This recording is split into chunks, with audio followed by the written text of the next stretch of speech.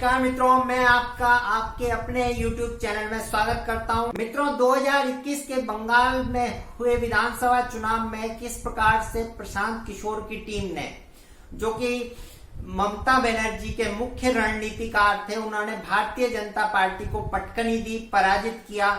आज इस विषय पर मैं आपके समक्ष अपना विश्लेषण रखने जा रहा हूं। मित्रों, पहले जान लेते हैं कि प्रशांत किशोर कौन है। प्रशांत किशोर का जन्म बिहार के रोहतास जिले में सन 1977 में हुआ था।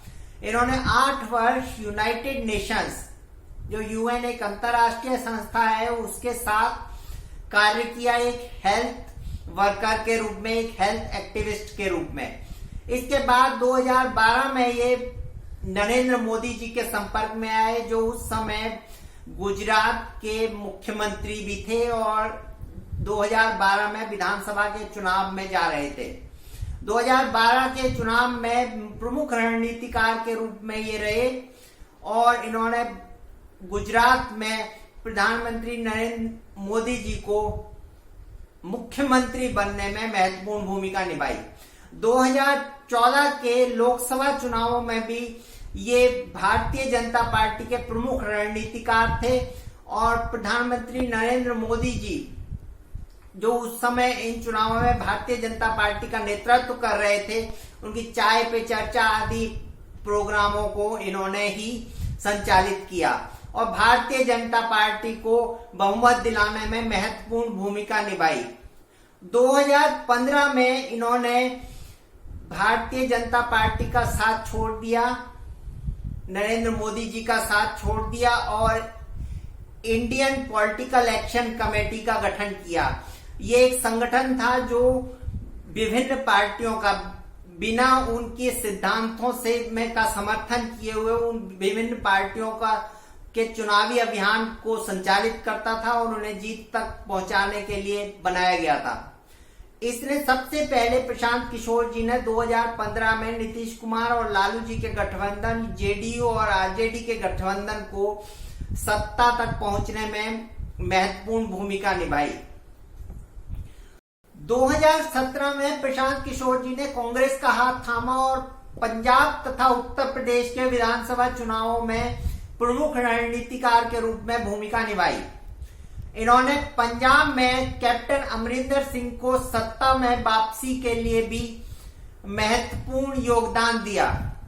2019 में वाईएस जगनमोहन रेड्डी को आंध्र प्रदेश विधानसभा चुनाव जीतने में इन्होंने सक्रिय योगदान दिया, जब 3/4 सीट जीतकर वाईएस जगनमोहन रेड्डी ने भारतीय जनता पार्टी को परास्त किया।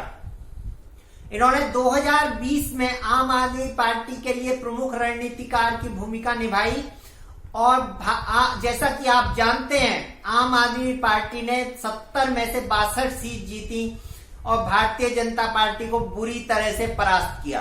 हाल ही में संपन्न हुए विधानसभा चुनावों में भी इन्होंने ममता बनर्जी के तथा एमके स्टैलिन के लिए प्रमुख रणनीतिकार की भूमिका निभाई।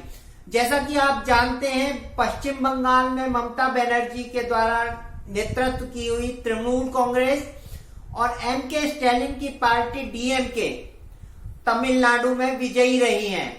एक सफल रणनीतिकार के रूप में इन्होंने अपने कार्य को संपादित किया।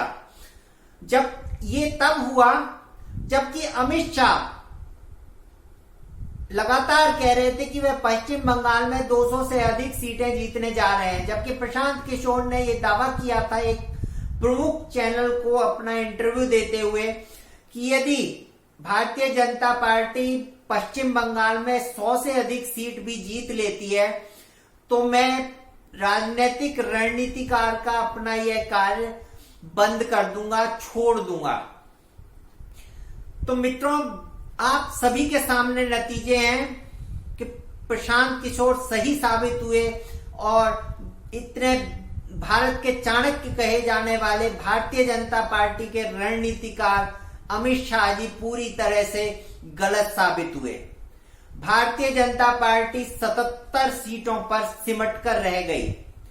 मित्रों, इससे 2 बातें स्पष्ट हो जाती हैं। पहली बात तो यह कि जो अमित शाह और प्रधानमंत्री नरेंद्र मोदी जी के आसपास सलाहकार हैं, जो रणनीतिकार हैं, जिनसे प्रधानमंत्री जी और अमित शाह जी सलाह लेते हैं, वो सभी लोग धरातल से दूर हैं। उन्हें ये पता ही नहीं है कि भारतीय जनता पार्टी की धरातल पर क्या स्थिति है।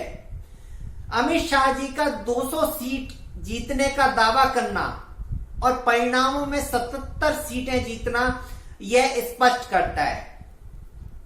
दूसरी बात जो इससे स्पष्ट होती है वह है कि भारतीय जनता पार्टी, प्रशांत किशोर जी एक फैलाए हुए जाल में बुरी तरह से फंस गई, जिसमें उन्होंने बाहरी बनाम अंदरूनी, बाहरी बनाम स्थानीय नेताओं का मुद्दा तृणमूल कांग्रेस ने उठाया।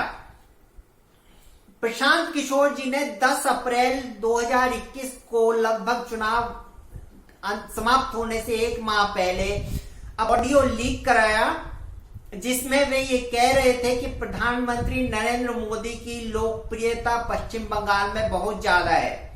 20 से 25% लोग पश्चिम बंगाल में ऐसे हैं जो प्रधानमंत्री मोदी को अपने भगवान के रूप में देखते हैं। 27% दलित हिंदू पूरी तरह से भारतीय जनता पार्टी के साथ खड़ा हुआ है। मित्रों, इस तरह की बातें कहकर प्रशांत किशोर ने एक जाल फैलाया। उन्होंने भारतीय जनता पार्टी को यह आश्वस्त कर दिया कि वे अधिक से अधिक प्रधानमंत्री नरेंद्र मोदी जी की रैलियां कराएं।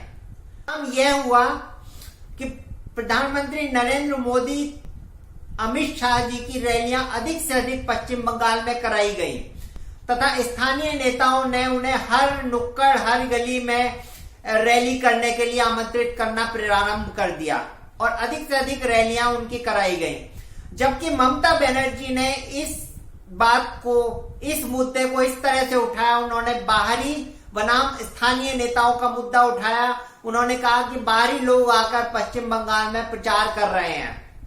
बंगला और नॉन बंगला का इशू उठाया गया कि नॉन बंगला लोग बंगाल में सरकार बनाना चाह रहे हैं। इसका प्रतिफल आप जानते ही हैं कि पश्चिम बंगाल में ममता बनर्जी ने रिकॉर्ड जीत हासिल की। इस प्रकार से हम ये देखते हैं कि एक पश्चिम बंगाल में प्रशांत किशोर जी की रणनीति पूरी तरह से सफल हुई। उन्होंने पश्चिम बंगाल में भारतीय जनता पार्टी को एक जाल में फंसाया और स्थानीय बनाम बाहरी के मुद्दे को सफलतापूर्वक संचालित किया। मित्रों, मैं इस विश्लेषण को आपके समक्ष क्यों रख रहा हूं, क्योंकि आने वाले चुनावों में, आने वाले विधानसभा के चुनाव जो उत्तराखंड, उत्तर प्रदेश तथा पंजाब में होने जा रहे हैं, उनमें यही रणनीति आगे भी अपनाई जानी है। और भारतीय जनता पार्टी को दो बातों पर ध्यान देना होगा, दो विषयों को पर इन्हें सोचना होगा, विचार करना होगा, मंथन करना होगा। पहला होगा कि ये स्थानीय नेतृत्व को महत्व दें, स्थानीय नेताओं को महत्व दें। मोदी जी, अमित शाह जी एक जहां पर आवश्यकता हो वहीं पर कुछ चुनी हुई जगहों पर रैलियां करें। दूसरा, इन्हें भारतीय जनता पार्टी को यह देखना होगा कि ये जो रणनीतिकार, जो सलाहकार अमित शाह जी और प्रधानमंत्री मोदी जी के आसपास हैं, जो उन्हें ये बताते हैं कि धरातल पर भारतीय जनता पार्टी 200 सीट जीतने जा रही है और भारतीय जनता पार्टी 77 सीट जीत के आती है, तो उन रणनीतिकारों को तुरंत हटाएं, उनकी छुट्टी की जाए और धरातल से जुड़े हुए कुछ लोगों को अपने साथ सलाहकार मंडल में लें, अपने साथ जोड़ें। एक टीम बनाने की आवश्यकता है भारतीय जनता पार्टी को, पुरानी टीम को पूरी तरह से बदलकर। तो इन दो सुझावों के साथ मैं अपनी बात को मित्रों यही विराम देता हूं।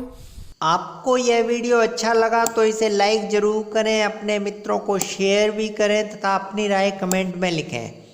इसी प्रकार के और वीडियो देखने के लिए चैनल को सब्सक्राइब जरूर करें। धन्यवाद। वंदे मातरम। जय हिंद। जय श्री राम।